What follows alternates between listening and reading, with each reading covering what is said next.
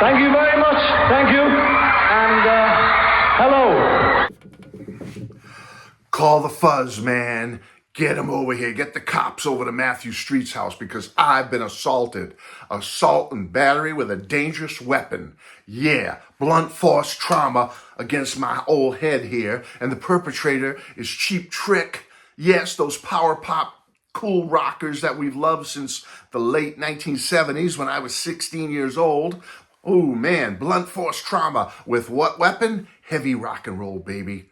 Hello everybody, it's Matthew Street and welcome to my channel, and I am here to give my quick take on Cheap Trick's brand new 21st studio album called All Washed Up. Just came out November 14th on BMG Records, I believe I have that right, produced by the band and Julian Raymond, and here it is, another album from Cheap Trick, their first since 2021 with In Another World. And folks, you got Robin Taylor Zander helping out a little bit on some background vocals and guitar. You got Robin Saylor Zander helping out a little bit with background vocals on this album. Of course, you got the great Dax Nielsen, son of Rick Nielsen, on drums, last 4 studio albums and live with the band. You got a couple of singles that have been out on this album. You got 12 Gates, which was the first one that dropped like a couple of months ago, I believe. And then more recently, within the last month, you have The Riff That Won't Quit. Now, I'm not sure if this album title, I've heard some people in other outlets and channels talking about it, that All Washed Up is a reference to their 1980 album produced by the great George Martin called All Shook Up. I don't know. If anyone can confirm that for me, I don't have that officially, that there is a connection or reference with the 2 album titles, but some people have mentioned that. Now, before I get into the main review and what I think of this album, you got to give Cheap Trick credit, folks. You really have to. I mean, the fact that they're together almost 50 years on and still bringing it. I mean, still putting out albums, still playing live, still in many cases knocking it out of the park when it comes to their performances and their music. I mean, I've loved this band since I was very young, as I said, high school, 16 years old, whatever it was. I mean, I've got a signed lithograph from all 4 original members that has hung proudly on my wall here since they were inducted in the Rock and Roll Hall of Fame back in 2016, I believe it was. So I love this band. This is one of my favorite bands. I got into the Beatles in the 60s, as you know, as a little kid. And then, in the late 60s, I got into Elvis and AM pop radio and all the artists and bands of the late 60s coming into the early 70s. But I have to say, Cheap Trick was the first band when I was like 16 years old that was like a new, fresh thing that I could sink my teeth into and get into. It was Cheap Trick. They were the first. Shortly thereafter, I got into all, the other rock of the era, the Kiss and the Ramones and this band and that band and what was going on. But Cheap Trick was that first connection to new, brand new rock and roll, fresh, something I could call my own as a young teenager. So I love this band. So let me just say in general about this album, and then I'll go into what I think about it. This album is heavy. It's a heavy rockin' album, much heavier than the last album, In Another World. There's, I would like to say, power pop metal on this album. A lot of that, it's just heavy, but it does still retain catchy riffs, are still there. They got that catchy Cheap Trick riffy vibe to them. The hooks are still there. The energy is there on this album. The harmonies are there. They're still, singing those background Cheap Trick harmonies. The power is still here. The rocking nature, the fun. There is some fun still with Cheap Trick. That's part of the band's whole thing. Fun. They're a fun band. And it's still here. It's all here. But you got to say, folks, give them credit, but you also have to understand limitations. They're all in their 70s now, except for Dax. And they do still have it. I mean, they're all, Robin's still singing pretty darn good for his age, 72. Tom Peterson, innovative bass licks. Rick Nielsen, what can you say? He's still shredding. He's still coming up with catchy, tasty licks and solos. Robin, he's wonderful. It's Robin Zander, for goodness sake. But he's also 72. And in the studio, he still sounds great on this album. But live, he is starting to slip a little bit. We have to be honest. At 72, you know, it's starting to take effect. The age factor is coming in. Finally, being the guy up until only a few years ago was like, oh my goodness, does this guy ever age vocal-wise? But I think it is starting to catch up with Robin nowadays. So, but he's still doing great. And Dax, yes, I miss Bunny Carlos every day. I wish he was still in the band. But you know what? I love Dax. Dax is great. He's solid. And also, he's a great dude. He's a good guy. And I don't know him personally, but my friend Chris, who I've known 45 plus years, he's one of my oldest friends of all time that I've known the longest, 45 plus years. And we were teenagers in the Air Force meeting together all those years ago. And he's still my friend to this day. And I'll show you some images, but he's very friendly with Dax Nielsen. He knows him. He's friendly with him. So he can attest, and he has attested to me that Dax is a great, great person. So you know what? If Bunny can't be in the band, I'm happy Dax is there because Dax is a great guy. Now, let's get into the album a little bit. Ooh, folding my arms. I know. It's like I'm trying to hide something. No, I want to come here and tell you this is classic A+, Cheap Trick.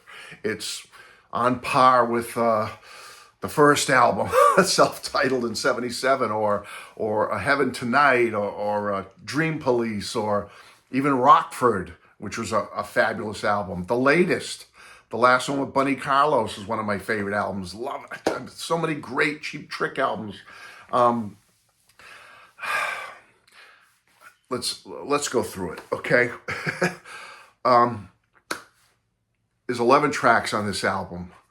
I did it wrong at first. I tried to sample on YouTube the first early morning hours of Friday when it came out, November 14th. I was sitting in front of my TV. I put on some headphones. I saw the boxes that had all been released on YouTube Orchard Music or something. So I'm sitting there and I'm just doing clips. But that was a mistake because I'm only listening to 30 to 45 seconds of each track, and then I was jumping to the next.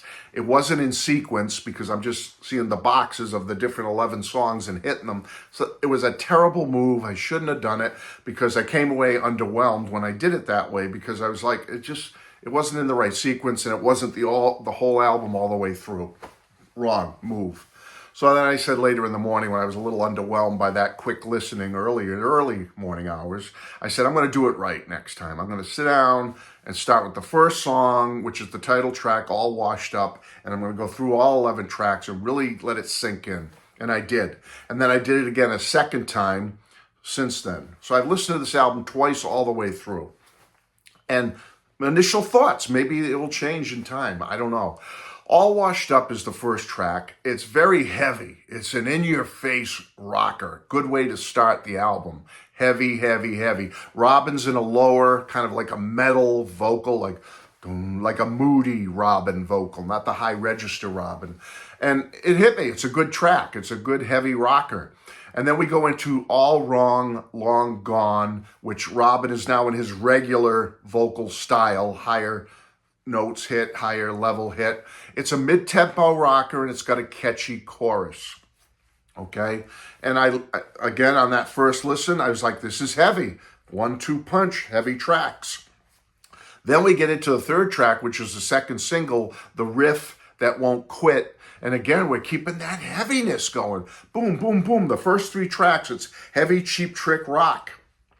Catchy Cheap Trick, power pop rocker. Like I said, the second single. And I like this one right away. The Riff That Won't Quit, I like it, and I still like it. It's a great, great, typical Cheap Trick rocker.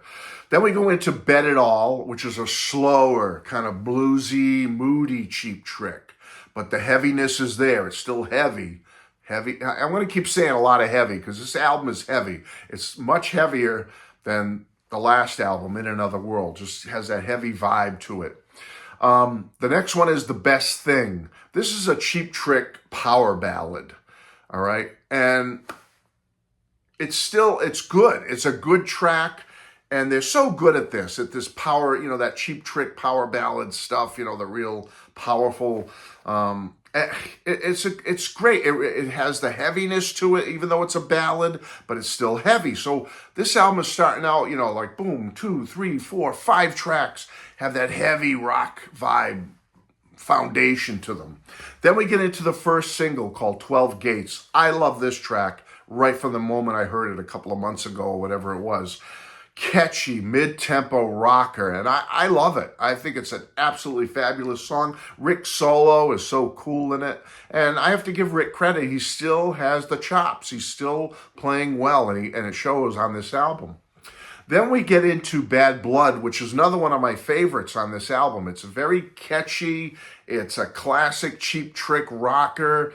It's got the mega hooks in it, and it grabs you. It's a powerful song, Bad Blood. So right away, the first 7 songs,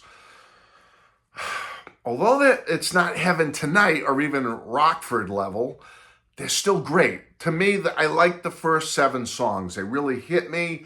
And I won't say they're classic Cheap Trick, although 12 Gates and The Riff That Won't Quit and Bad Blood, those 3 are like my 3 favorites on those first 7. But I'll give them a thumbs up. They're okay, the first 7 tracks. And you gotta say, like I said, folks, 50 years on, 50 years together, still making music. You gotta salute Cheap Trick regardless. They're a band that they've been with us from the beginning, and I can't, it's hard for me to say anything negative about them. It really is. But the last 4 songs is where it kind of wavers a bit for me, it gets a little shaky. And that shakiness of the last 4 songs kind of runs back towards the first 7 and puts an overall tinge on the album that I can't quite figure out yet. But let me talk about the last 4 and then we'll discuss a little bit at the end. Dancing with the Band. It's a Cheap Trick rocker. I like the solo in it, but it's a tad generic. It's like, okay, it's all right. Love Gone is the next track. It's a slower ballad.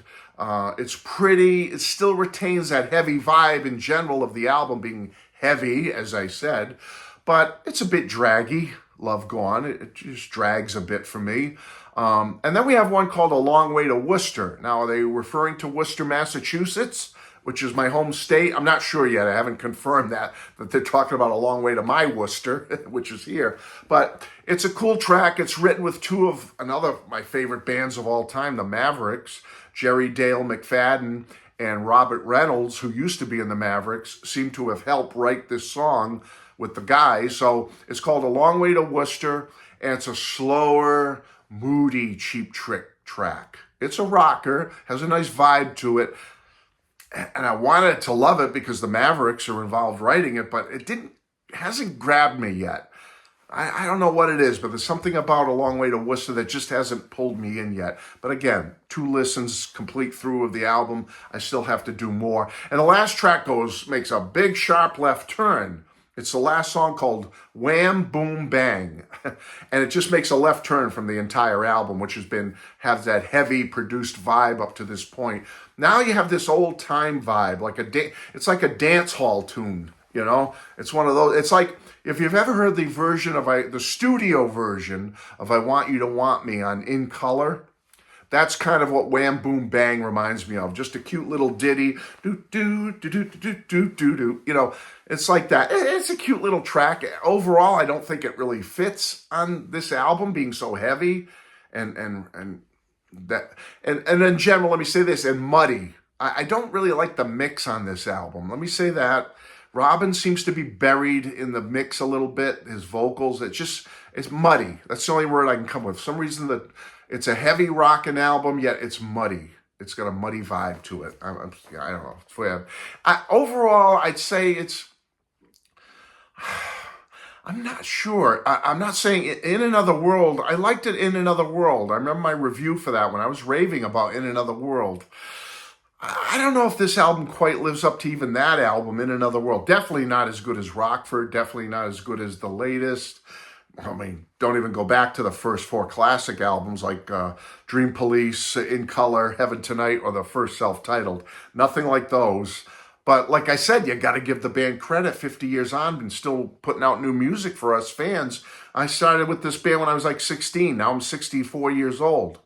They're still giving me new music. How can I complain, right? I like it. I like the album. It's like I said, it's not going to be an A plus like those other albums I mentioned. But so what? So what? You know, it's good. It's a good album. I'll say good. You know, and damn it, they're still making music. So, okay, if I had to give it a rating, I gotta give them bonus points for being Cheap Trick, one of my favorite bands of all time. I'll give this album a B to B minus. It's good. You know, I won't go down to C plus. No, B minus at the lowest. I'll go B minus. Okay, that's it. What do you think? Let me know. I'd love to hear your thoughts on the brand new Cheap Trick album, All Washed Up, just dropped 2 days ago. Love you all. Bye bye. Oh shit, boy. That was a party.